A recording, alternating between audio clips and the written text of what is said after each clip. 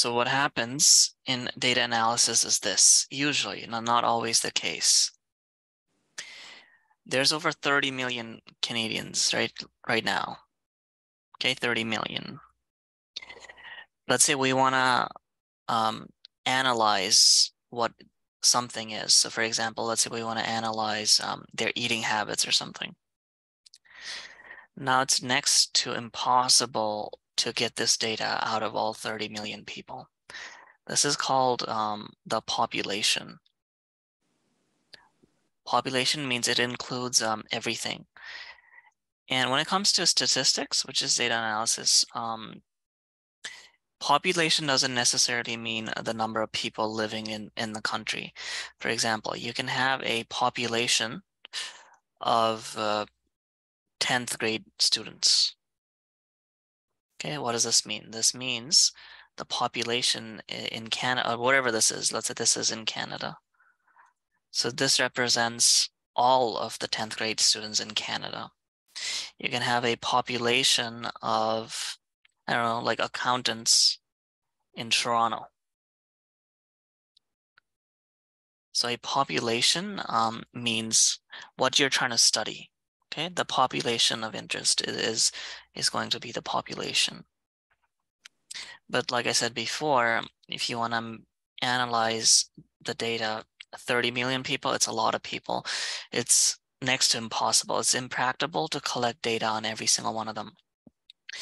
There is something we do have that does this, not for eating habits, but there's something called census, which needs to be filled out every year. This, everyone has to do it. This is the census. This is legally required for people to do. But this only includes things like how many people in a household, like their wages, earnings, age, stuff like this. Critical information, basically, about a country's population. But in this case, let's say we want to analyze the eating habits, you can't ask this to all 30 million people. So what you do is you ask this to a sample of people in Canada. Usually this can be anything, depends on how much money and how much time you have.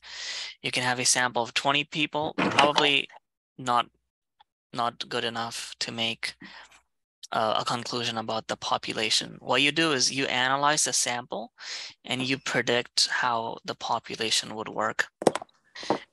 20 is too small in this case. Maybe 10,000 would be a good approximation.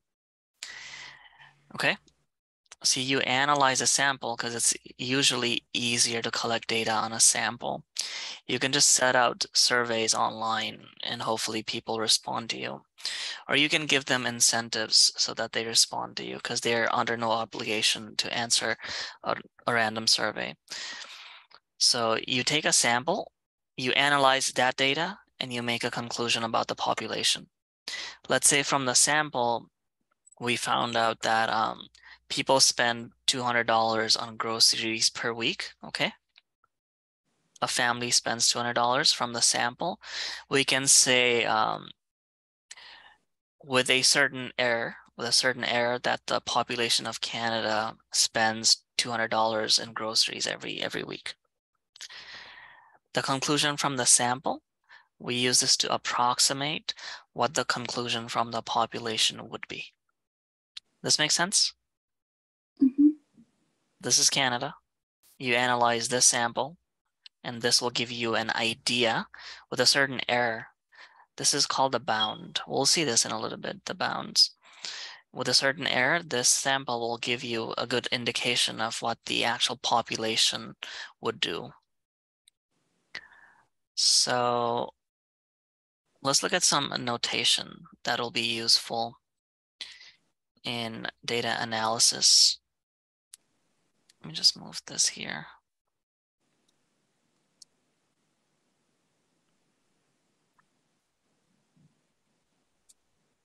So they've given us salaries of 4 different workers.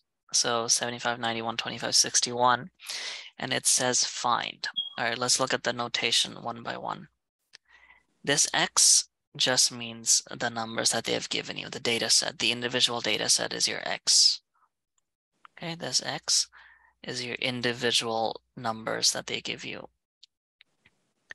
The symbol here, that kind of looks like an E. This is called summation. All that means is you add up all the numbers in your data set. So for example, for part A, we're trying to find summation X, right? You just add up all the X values that they've given you, summation X. So they've given you 75, they've given you 90, they've given you 125 and 61, like that. And let's put that in a calculator, see what that gives us. So 75 plus 90 plus 125 plus 61, that is 351, okay? So that means summation X here would be 351 in thousands.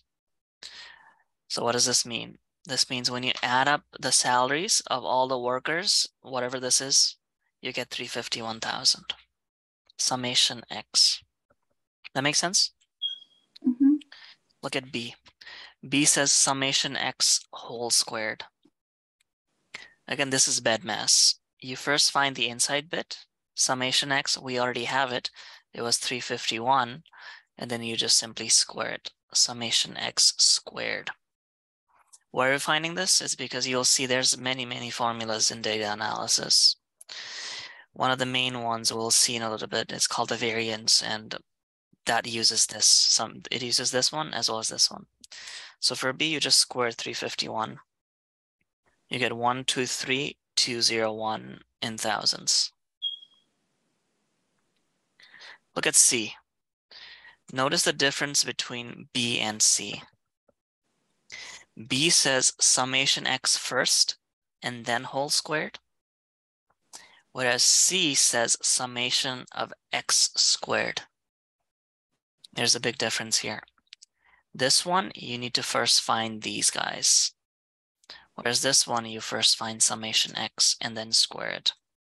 Whereas in C, you need to first find summation X squared and then add them up. Look at this. This is what it's going to look like for C. Summation X squared. Again, summation just means you just add up everything in your data. We need to find X squared. So it's going to be 75 squared. And this is a summation bit. Do you see the plus sign? This is the summation bit. Plus 90 squared, plus again another summation. Plus 125 squared, plus 61 squared. Question for you. Do you think this number, is this going to be bigger or smaller than this? Or is it going to be equals?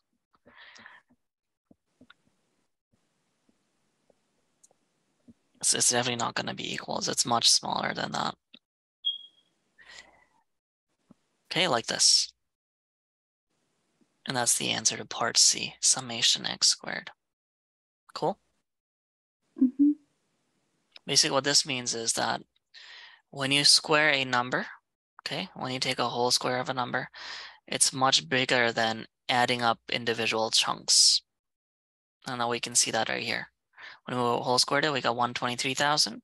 Whereas when we added up the small chunks, even though they're squared, we only got 33,000.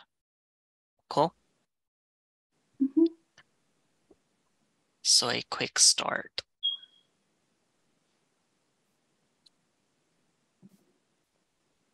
This data analysis is not hard at all. It's just like knowing which formula to use when and using it correctly. Here, look at this one. It says summation of M. M is, you can treat this as X. M just means some values that they've given you. But F is kind of important. F means the frequency. We'll see what this means in a little bit. It's basically, let's say in your school, let's say you have 8th grade, 9th grade, 10th grade, just for our purposes. Let's say there's 20 people in 8th grade, okay, 20 people. So this is your frequency. On the y-axis, you have frequency. This means there's 20 kids in 8th grade. Let's say in 9th grade, there's 50 students. So that means the frequency of 9th grade is 50. It basically gives you how many people are in a certain class, right? So let's say there's 10 people in 10th grade. That means the frequency of 10th grade is 10.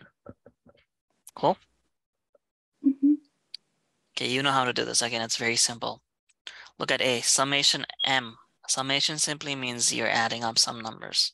Which numbers do we add here?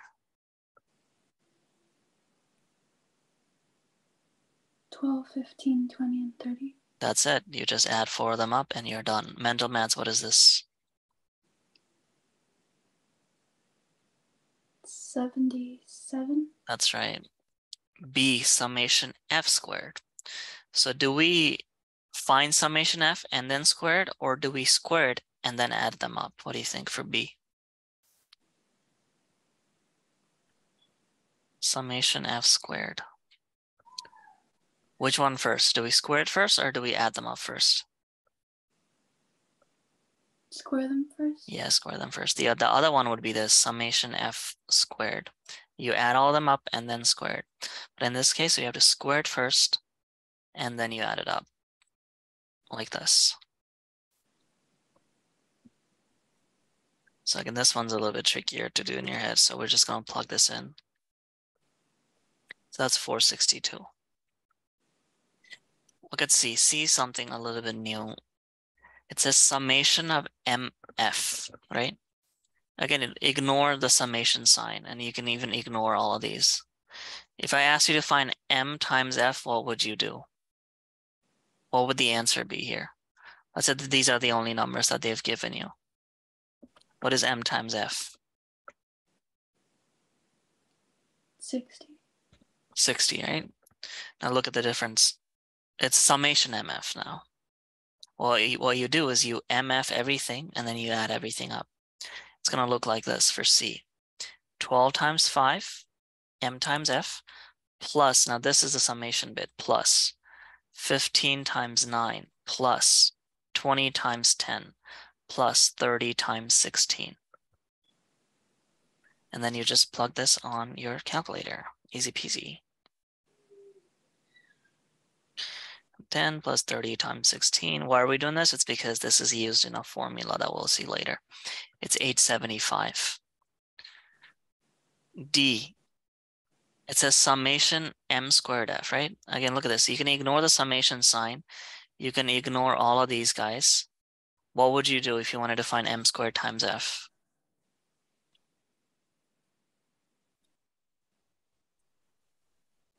You'd simply do M squared, right? You'll do 12 squared times 5, right? If they ask you to do M squared F. Now look at the summation. You just do this for the whole thing. The next one, 15 squared times 9. What's the next thing? 20 squared times 10. Yeah, 20 squared times 10. And then you have 30 squared times 16, like that.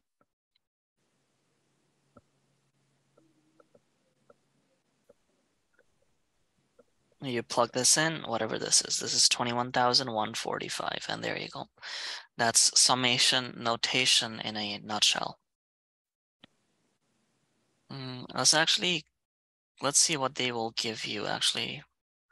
What your teacher is going to teach you.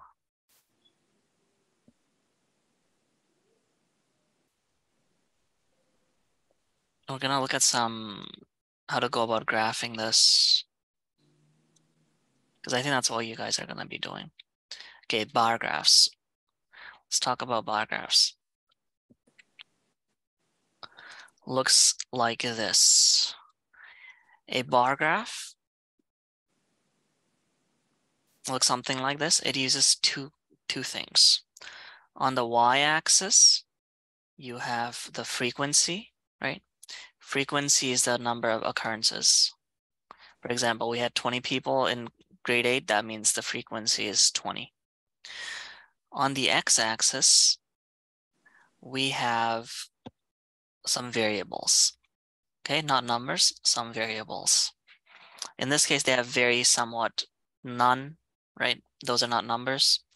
In our example, we said 8, 9, and 10, but we're talking about grades, okay? Those are not numbers either. 10th grade, 8th grade, 7th grade. Here, let's look at a quick example. Basically, the big thing here, to notice is that there's two different types of variables that we have. We have a numerical variable on the y-axis, and we have like an alphabetical variable on the x-axis.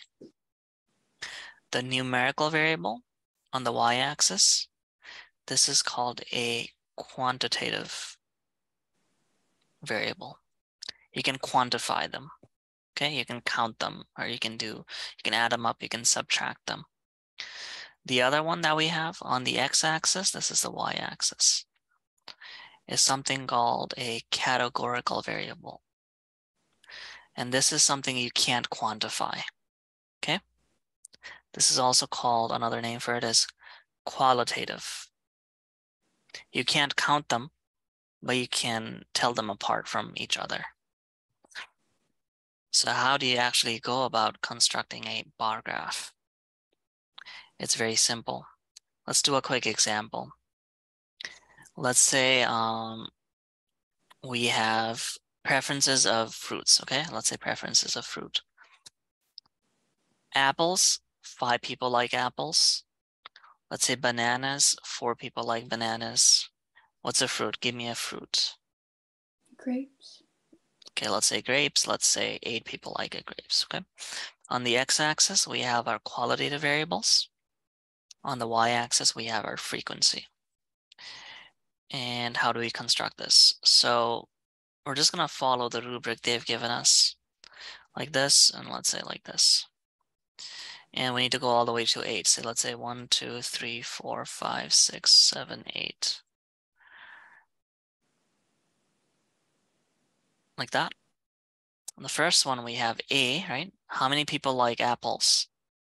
5. So boom, boom, boom. 5 people like apples. There we go. B, how many people like bananas? 4. 4.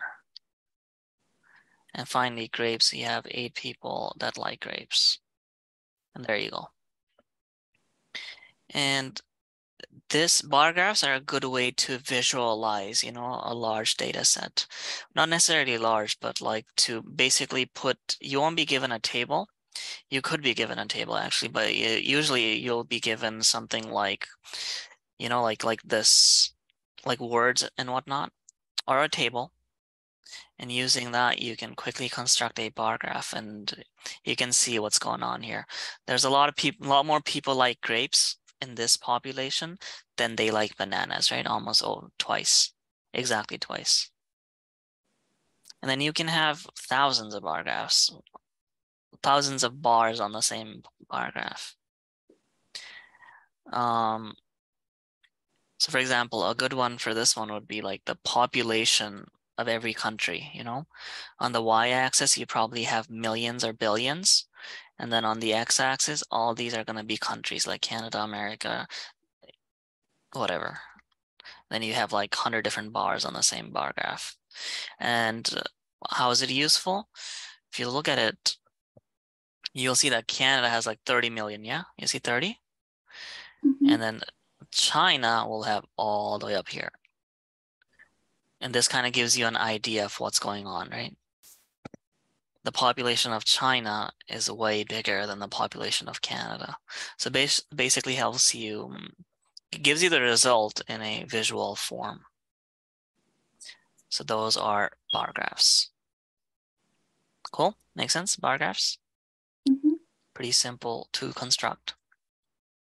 The next one we have is a pie chart. Now, what is a pie chart? Maybe you've seen this sometimes. It's gonna be circular like this. And then it's gonna have a bunch of different things going on here. Have you seen something like this? Pie chart? Actually, while we're doing this, I'm also gonna show you how to do this using technology. Super useful, especially if they ask you to like write a report or something. Here, let's quickly make a bar graph of what we did. We had, let's say these are our fruits, okay? A, B, C doesn't matter, not important. And let's say these are our frequencies. On the x-axis, we have our fruits. On the y-axis, we have our frequencies. You see that? I've just put this on Excel, and Excel exists even if you are on Mac OS, if you have a MacBook or whatever. All you need to do is you need to highlight this, okay? Highlight it, go to Insert, and then whenever you go to Insert, you'll see something called Recommended Charts. And if I click this, we can manually put a bar graph right here, but you can manually do this, but if you usually go to Recommended Charts, it'll already do that for you. So there we go. It'll make it for you. Cool? Let's look at what was the next one? The pie chart. So this is a pie chart. Again, another means to visualize data. This one's, again, both of them have their own uses. Pie chart, if you have like 100 different things, it's basically pointless. Like you'll not be able to distinguish one from the other. It's very good when you have not that big of a sample size. Okay, bar graphs it's okay. You can have many bars, but pie chart, if you have hundreds of them, then you're not really getting any meaningful information. That's why the number of things here must be quite low, maybe like 5, maybe max 10. Even 10 might be too much. Usually it's going to be 4 or 5. You'll see this. Usually it's going to be 4 or 5. So let's see if there's a question on this. We're gonna make what they made, but it's okay. We're gonna do it our own data set. Let's say we have the same data set that we had before. Let's say we have A, B, C, D. Let's say the frequency of A is 2. Let's say B is 4. Let's say 6 and 8. This should add up to 20, okay? This is gonna be summation F. The sum of the frequencies adds up to 20, yeah? So what the pie chart uses is something called relative frequency. We can call this RF. Now, what is relative frequency? It's going to be F divided by summation F. Basically, how big of the pie is allocated to A, B, C, or D. That's what relative frequency means. How big of a slice is allocated to each individual variable. So if we do relative frequency for A, you'll see that we get 2 over 20, which is what? 0.1, yeah? 4 over 20. Again, it's going to be 1/5, 0.8. 6 over 20 is what, is that a nice number?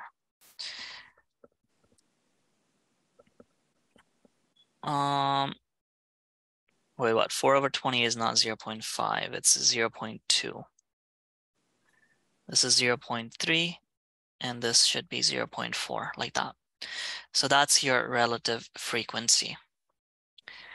Now, how do we allocate this on a pie chart? Notice how the pie chart is a circle. What does the angle in a circle add up to?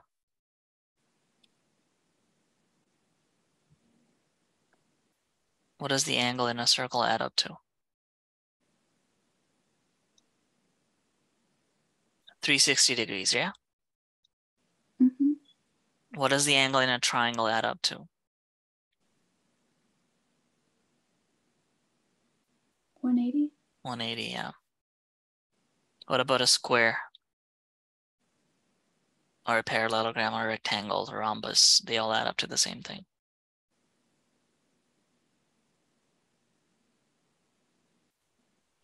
Also 360, okay? Quadrilaterals add up to 360, just like a triangle. Not a triangle, sorry, a circle.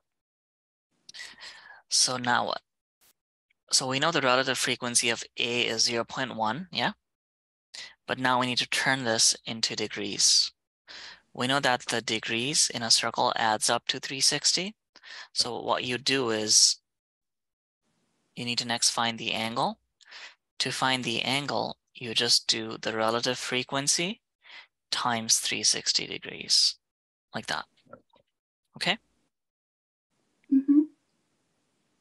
So what does this give us? The first one will be 0.1 times 360. That's going to be 36 degrees. Next one is 72. Next one is 108, right? Just multiply 0.3 by 36. What's the next one? 144, I believe. Let me plug this in. That could be, oh no, that's right. 144 degrees. Cool. Mm-hmm. We just found the relative angles each of them represents. So what do you do next? Using a protractor, we're gonna measure 36. Always first draw a horizontal line here. And then you wanna put your protractor right there. And you wanna find, have you ever used one of these things? That tells you like the angles? Mm-hmm. Then you wanna find 36 degrees on this.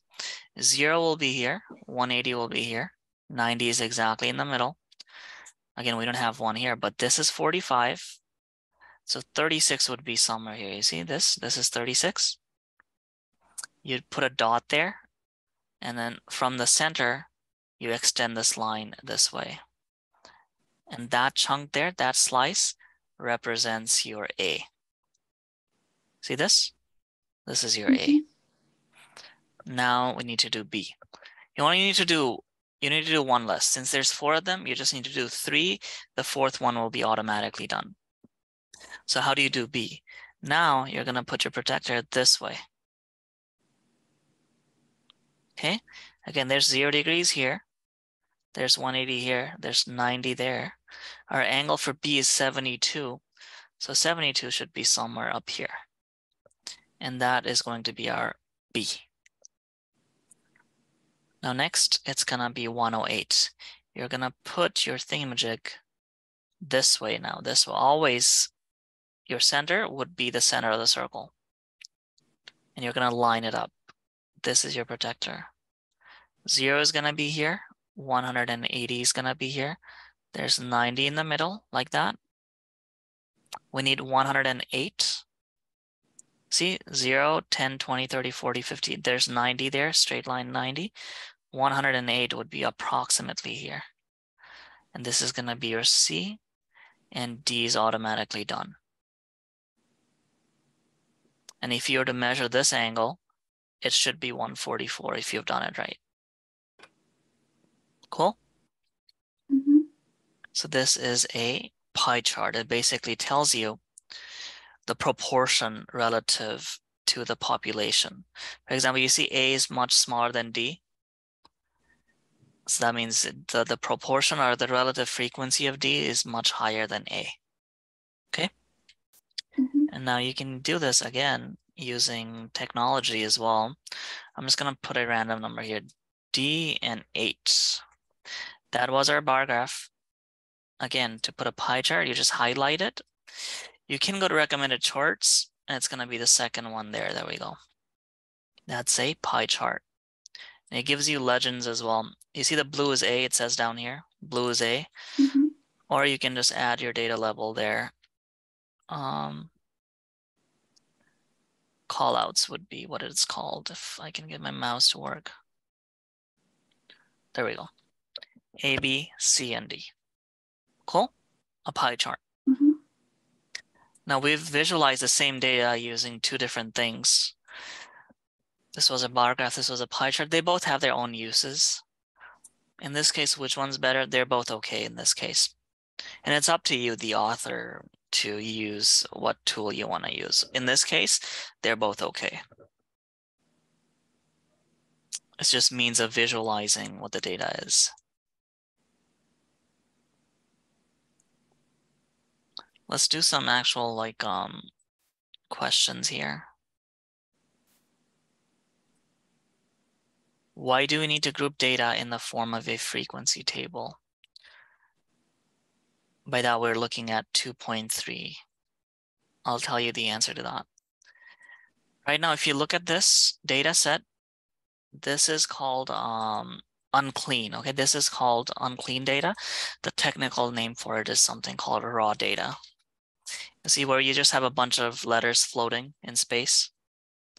Is this useful in any way right now? No. Like we don't even know how many C's there are. We don't know which one's what. We don't want. This is called the raw data. What we're gonna first do is we're gonna the question's guiding us anyways. We're gonna make a frequency distribution table, because what it does is it gives us a better idea of what our data looks like, okay? We're gonna clean the data. That's what the answer to this question will be. Why do we need to group the data? To clean it in order for us to use it in a meaningful way. Because right now it's out there. So again, we have our letters and then we have our frequency. And now you start counting. So how many A's are there? 1, 2, and this is usually the computer will do this, but I guess at your level, you're gonna have to do this by hand. 3, 4, again, it's not that easy. It's not that difficult. 1, 2, 3, 4, 5, 6, 7, 8 A's. So 8 A's. How many B's do we have? 1, 2, 3, 4, 5, 6, 7, 8. 8 B's as well. How many C's do we have? 1, 2, 3, 4, 5, 6, 7, 8, 9, 10, 11, 12, 13. I mixed up the axes. So 8, 8. So these are our letters. And our frequency was 8, 8, and C was 13. There we go. B, it says calculate the relative frequencies and percentage for all categories. You remember the formula for relative frequency? It's going to be the frequency that that letter has divided by the total. So let's find summation F. What's 8 plus 8 plus 14?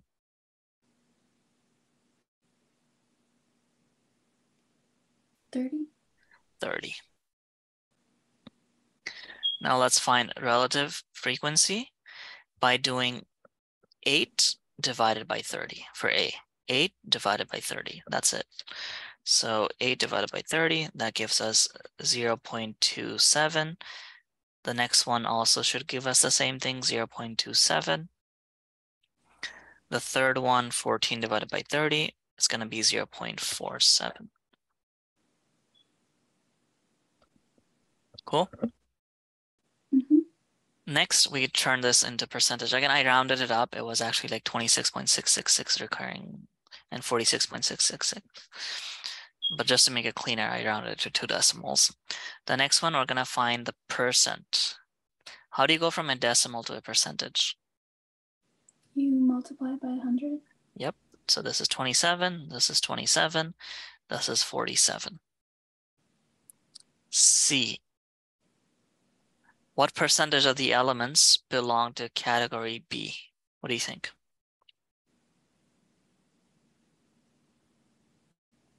We already have all the answers here. 27. 27, that's it.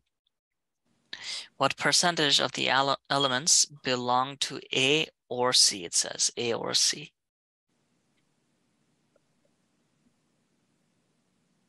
So that means it could either belong to A or it could belong to C.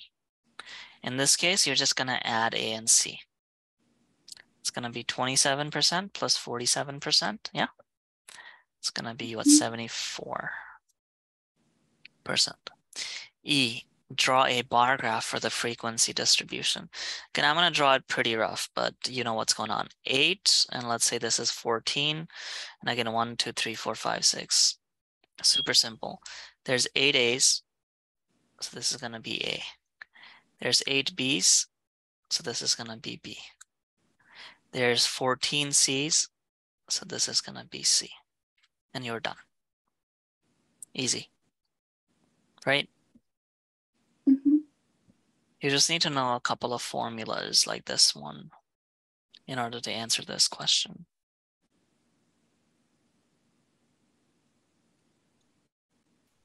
Yeah, I want one where they've already cleaned it up for us. All right.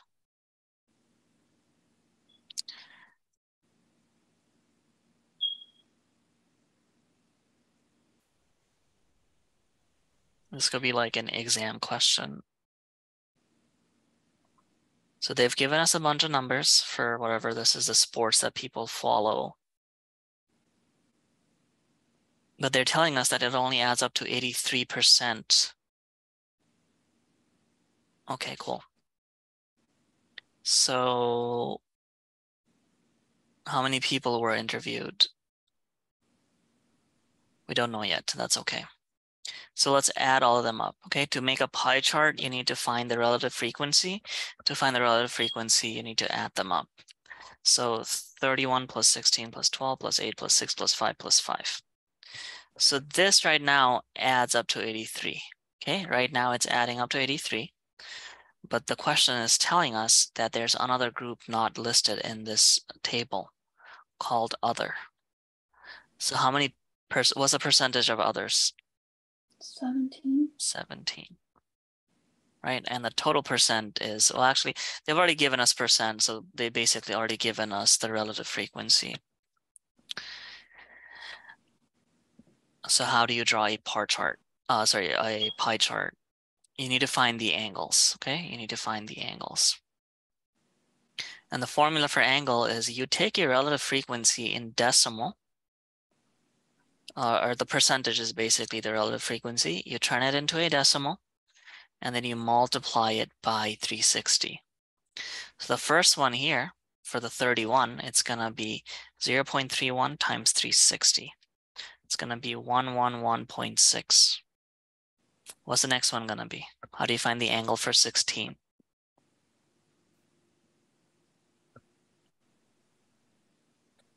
You take your percentage, turn it into a decimal, okay? So 0.16 times 360, yeah. So 0.016 times 360, you get 57.6. And then you keep going. The next one is 0.12 times 360. It's gonna be 43.2. 0.08 times 360, the next one, 28.8. 21.6. The next two should be the same, 0.05 times 360. So both of them are 18, 18. And lastly, the last one, 0.17 times 360, it's going to be 61.2. Now look at how this is drawn. Okay, I'm just gonna draw a rough sketch. You're always gonna start off here with a straight line to the center of the circle horizontally. You're gonna put your protector right here, like that. And the 90 degree is gonna be right here, aligned to the center of the circle. The first angle is 111.6, yeah? Mm-hmm. We know this is 90. Is it gonna be to the left of 90 or is it gonna be to the right of 90? The angle of 116. The left. Yeah, let me see actually if I have. How do I get out of this? I'm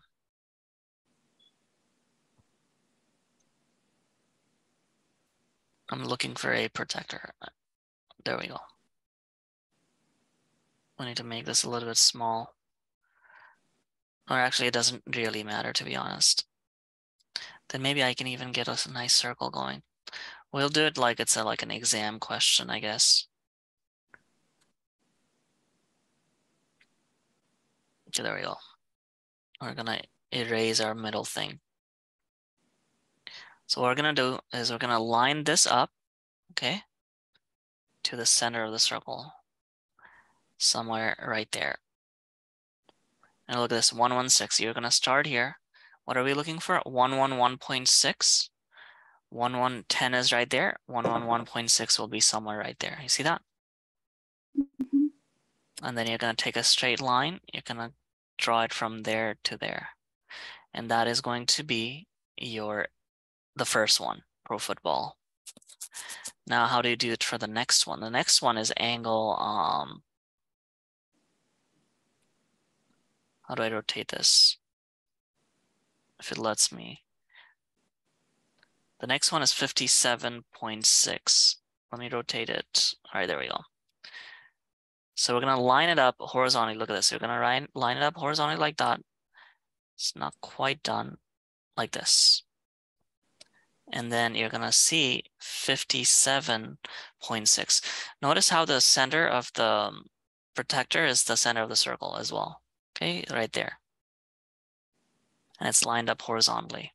The next one's gonna be 57.6. You see 50 here? 55 is right there. 57.6 will be somewhere there. And I'm gonna draw a straight line, not from there. I guess we could draw it from there and we can erase the excess chunk. That's going to be your second one. Now the third one is 43.2. We're gonna rotate this like that. 43.2. We're gonna erase the excess bits that come out of the circle in a bit. So that's gonna be 43.2, somewhere there between 43 and 44. That's the third one, and then you keep going. The next one was 28.8. Again, we're gonna line it up to the center.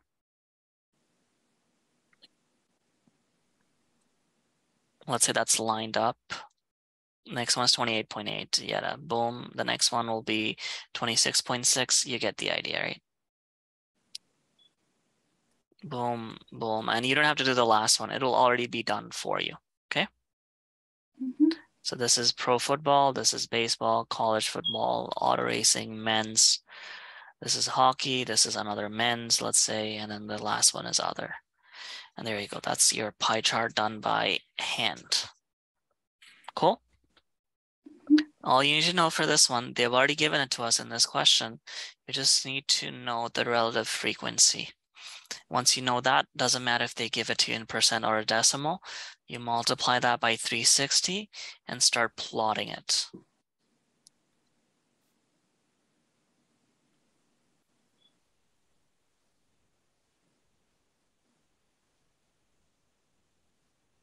I'm gonna ignore this. What else visual things do they have? Frequency polygon. I don't know if you're gonna do this, but let's see. This is not that useful, to be honest. I'm looking for something called a histogram, which is gonna be the another big thing. There we go, this one. This question will do it.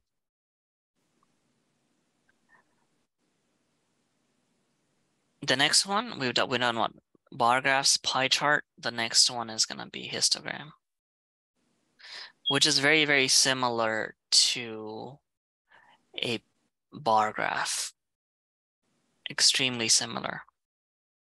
But for a bar graph, on the x-axis, you have a qualitative variable, right? You have a letter A, B, C, D, whatnot. On the y-axis, you have frequency, so it's gonna look like this. So basically for a bar graph, it doesn't matter which one comes first. You can have A that comes first, or B that comes first, or C, because they are all variables, or fruits, or whatever, cities. But for a histogram, it's slightly different. There's one difference. The only difference is that on the x-axis now, you also have a quantitative number, quantitative variable, which means you have a number here. And the first number always must come first, okay?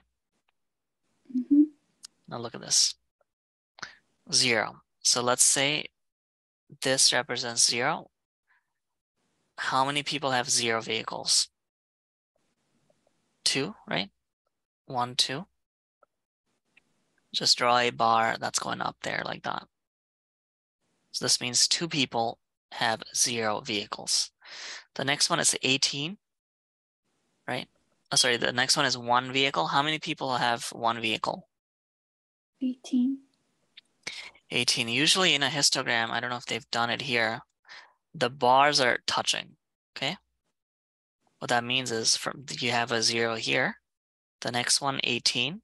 Look at this, the bars are touching. Whereas in a bar graph, they're not touching. They have distinct gaps. But in a histogram, the bars are touching, or they're very, very close to each other.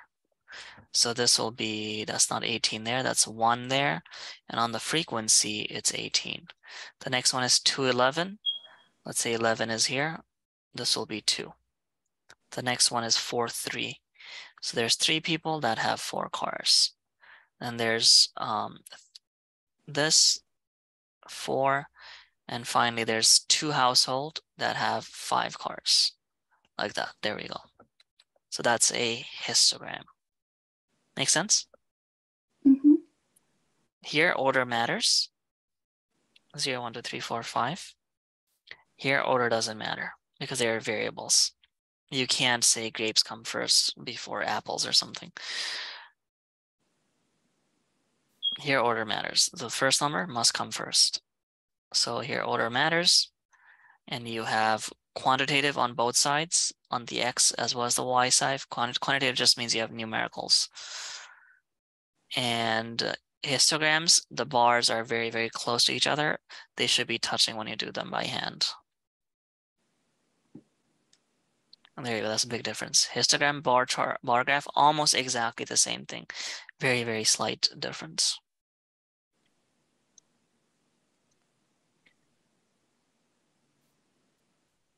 Now, when it comes to histograms, you can get a bunch of shapes. So ours looked something like this. Okay, this is what our histogram looks like. If you draw a shape, if you try to fit a curve by draw a shape, I mean, just follow the trend of the histogram, right? You need to look for where the tail is of this curve. Tail is basically the way it's headed. Or, well, tail is a tail, basically. In this case, right, do you think this is the tail or this is the tail? Where is it stretching out to?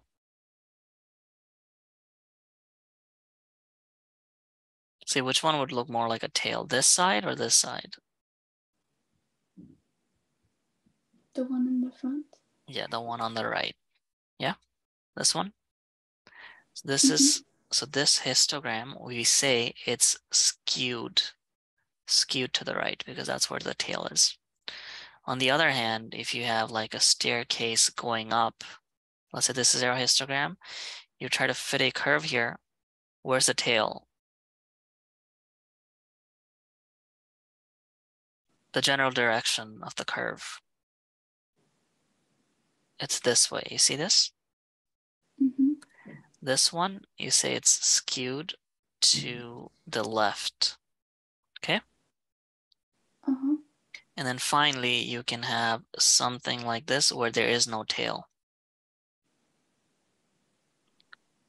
It's like even on both sides. See this? This is called symmetrical. So histograms can have 3 different directions. Cool? Mm-hmm. You could just gotta look at where the tail is, okay? Look at this here, it's symmetrical, there's no tailing, they're both even. That one's symmetric. This one's also symmetric. It's like an M. No one side is winning. But if you look at down here, notice where the tail is. Where is it going towards? The right. The right, yeah? And here, if you draw this out, you see that the tail is in this direction. This is skewed to the left. This one would also be symmetric. So that's a histogram. It's basically the exact same thing as a bar graph. The only big difference being you have numbers on both axes and then they touch. Let's quickly talk about some other things that's used in data analysis. I'm gonna talk about the mean. Now, mean just means the average. Let's say you have numbers 1 and 2. What's the average?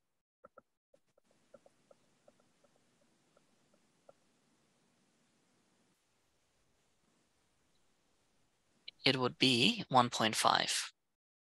Okay? How do you find the average? There's a formula. If you want to use a formula approach, it's this. It's summation x divided by n. Summation x, we've seen this before. You just add up all the data in your data set individually. And n is how many numbers do you have in the data? How many numbers do we have? 2. 2. So it becomes 3/2. The mean is 1.5. What if we had 1, 2, and 3? What's our summation x? 6/3. 6/3. Yeah, our mean is 2, right? What if we had 1, 2, 3, 4? It would be 10/4. It would be 2.5. Yeah? Mm-hmm. That's the first thing. It's the mean. It's simply summation x divided by n. The next thing you can have is something called the median. Now, median is where the data is cut in half. In other words, it is 50% of the data. Where's this number, 50% of the data? Here, I'll give you an example. Let's say we have 1, 2, 3, 4. What is our n?